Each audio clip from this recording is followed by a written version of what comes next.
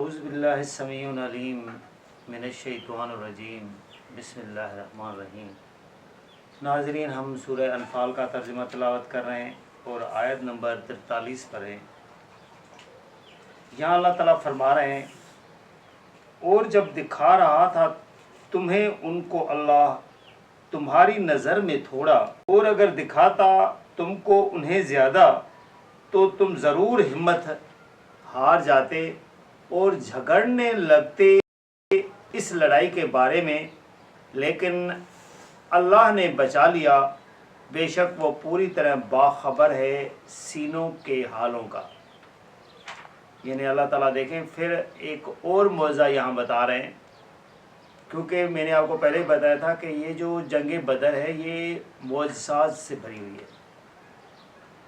ये जिस तरह मौलवी हजरात कहानियों में सुना रहे हैं कि भाई ये सहाबा ने लड़ी है, सामने वो आए, लेकिन अल्लाह ताला ने अपने मौज़ात से जितवाई है। लोग देखें कि जब अल्लाह ताला ने उनसे लड़ाने के लिए बताया, लड़ने का बताया कि आपने उनसे लड़ना है, तो वो हुज़ूर सल्लल्लाहु अलैहि वसल्लम से झगड़ने लगे। ये भी कुरान की आयत बता रही है, आयत नंबर 5 और 6 के अंदर, इसी सूरह के अंदर।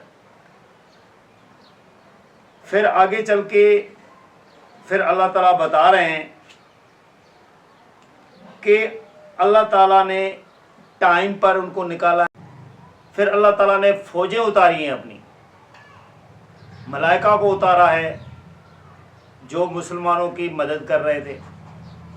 फिर यहाँ एक और अल्लाह ताला अपना मौज़ा बता रहे हैं कि अल्लाह ताला ने मुसलमानों को थोड़ा करके दिखाया है काफरों को, कि ये मुसलमान जब देख रहे थे तो काफर उनको थोड़े नज़र आ रहे थे।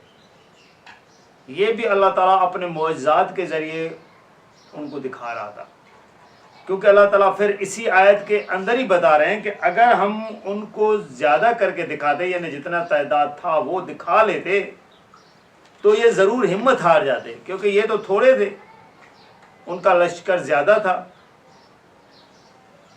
तो अल्लाह ताला फरमा रहे हैं कि अगर ये हमने उनको उतने दिखाते तो ये हिम्मत हार जाते, लेकिन और झगड़ने लगते, यानी फिर वही बात आ जाती। तो फिर अल्लाह ताला बता रहे हैं कि हमने उनको बचा लिया। बेशक अल्लाह ताला दिलों की बातों से बाखबर है, यानी इंसान क्या फिर सोच रहा होता है, अल्लाह ताला पूरी तरह बाखबर है। फिर आगे आयत नंबर 44 में अल्लाह ताला बता रहे हैं, और जब दिखला रहा था तुमको अल्लाह उन्हें, जब तुम एक दूसरे के मुकाबिल हुए, तुम्हारी निगाहों में थोड़ा और थोड़ा दिखा रहा था तुमको उनकी निगाहों में, ताकि पूरा कर डाले अल्लाह वो बात जो होकर रहनी है। यानी अल्लाह ताला दोनों तरफ फिर उनको यही दिखा रहा था।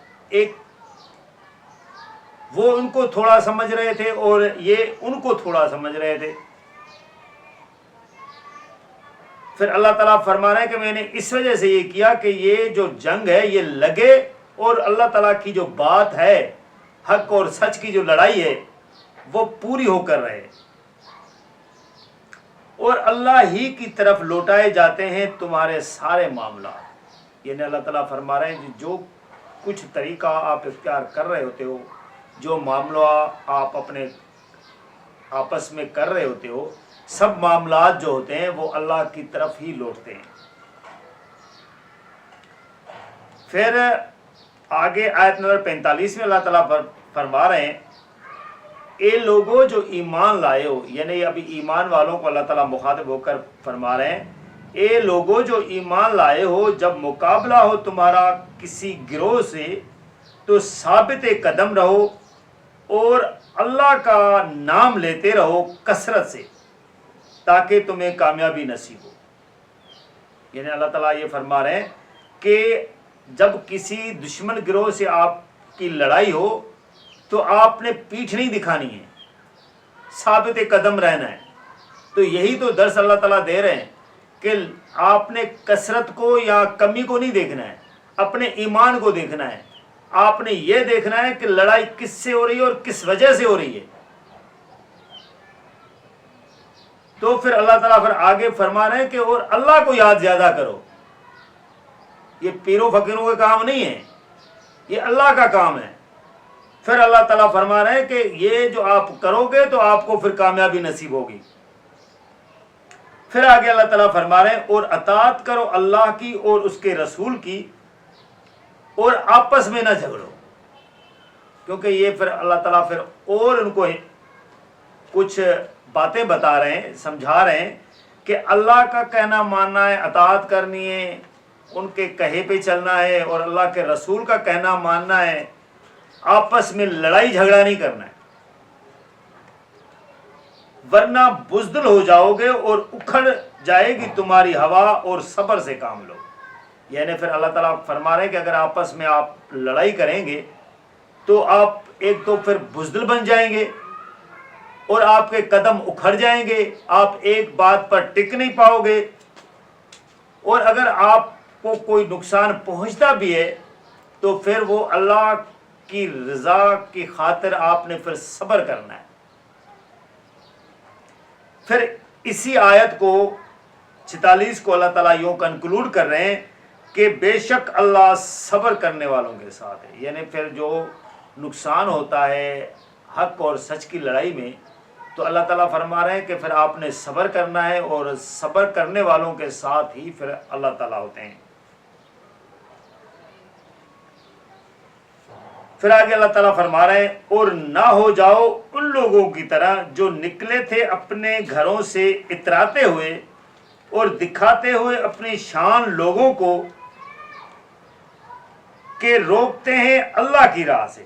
یعنی اللہ تعالیٰ فرما رہے ہیں کہ آپ ان لوگوں کی طرح نہ ہوں جو اپنے گھروں سے اتراتے ہوئے نکلتے ہیں. یہ پھر وہی جو لوگ جو مکے سے نکلے تھے اتراتے ہوئے بڑی شان و شوکت سے کہ ہم نے جو ہے نا وہ جا کر ان کا تہس نہس کرنا ہے، تو اللہ تعالیٰ نے پھر دکھا دیا انہیں کہ تہس نہس کس کا ہوا ہے.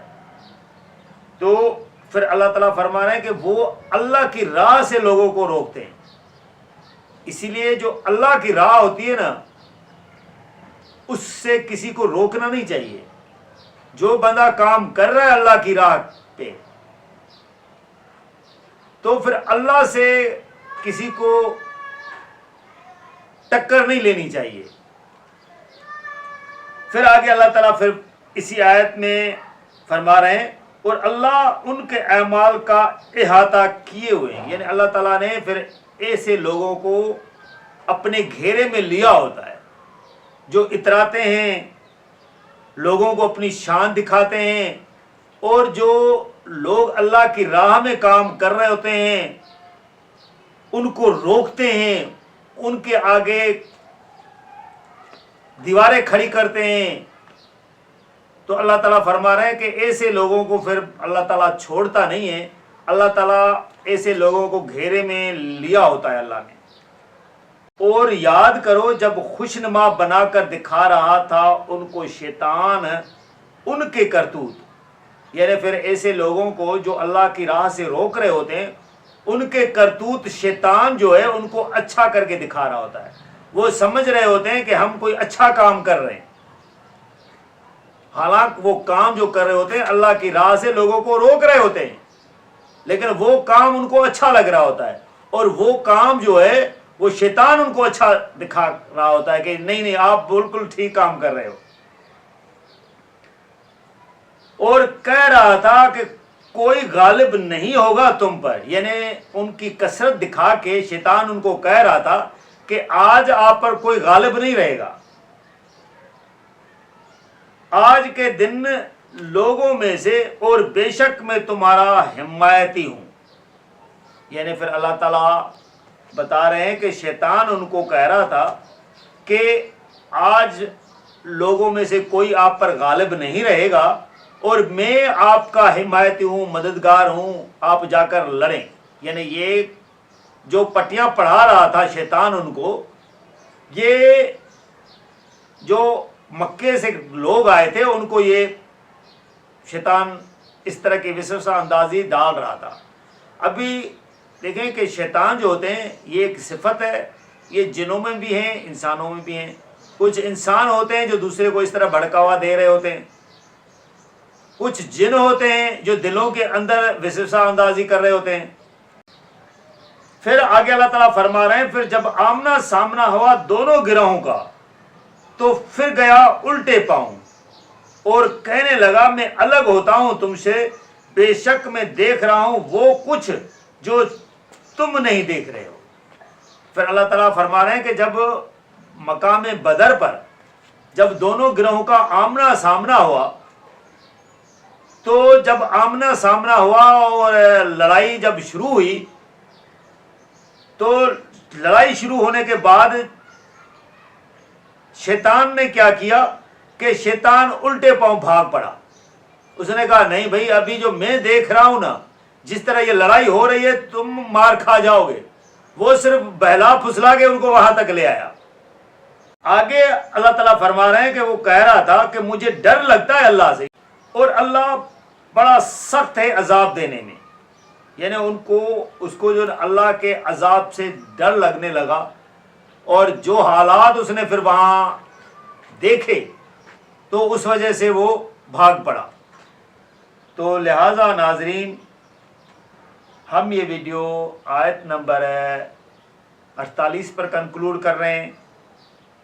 آگے سورہ انفال میں اللہ تعالیٰ آیت نمبر 49 سے ہمیں کیا بتا رہے ہیں، ہم آپ کو اگلی ویڈیو میں بتائیں گے۔ جزاک اللہ۔